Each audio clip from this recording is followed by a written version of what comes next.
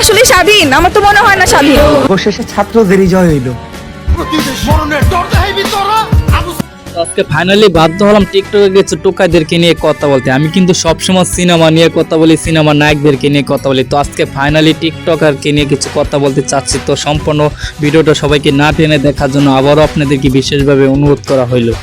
তো এখন অনেকে বলতে পারেন আমাকে টোকাইদেরকে নিয়ে কথা বলার উদ্দেশ্য কি, টোকাইদেরকে নিয়ে ভিডিও বানানোর প্ল্যানটা কি। টোকাইদেরকে নিয়ে ভিডিও বানাতে চাইছি এই জন্য যে টোকাইরা এত বেশি উড়ে গেছে, এত মন মতনে তারা যেটা পারে সেটা করতেছে, যে এগুলার নিতে পারতেছে না, এগুলার সহ্য হচ্ছে না। মানে তারা কি করতে চাইতেছে, মানে তারা আবার বলতে চাইতেছে 1952 বা 1971 পরে আবার তারা নতুন করে 2024 দেশ স্বাধীন করছে। সেটা তাদের বিকৃত অর্জন, সেটা তাদের পার্সোনাল ইস্যু, সেটা তাদের পার্সোনাল ব্যাপার। সেটা আবার টিকটকে আইসা তাদের মন মতন যেভাবে খুশি সেইভাবে ভিডিও চাপতেছে, যেভাবে খুশি সেইভাবে ভিডিও বানাতেছে, কিন্তু এগুলো নিতে পারতেছে না। একদম পার্সোনালি ভাবে আমার অ্যাটেক মনে হইতেছে এগুলা।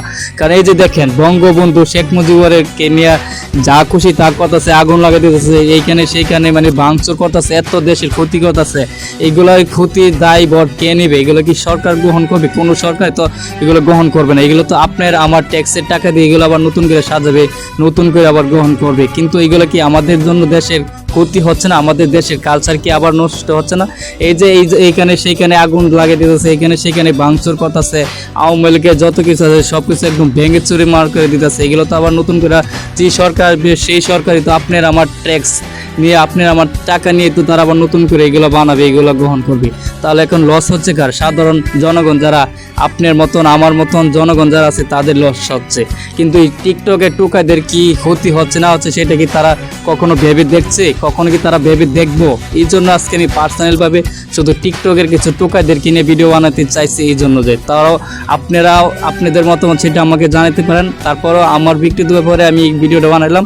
আমাকে কেউ যদি ভুল বোঝেন বা ভুল ভাবেন সেটা আপনাদের ব্যাপার, তারপরে সেটা আমাকে কমেন্ট বক্সে আপনারা জানাতে পারেন।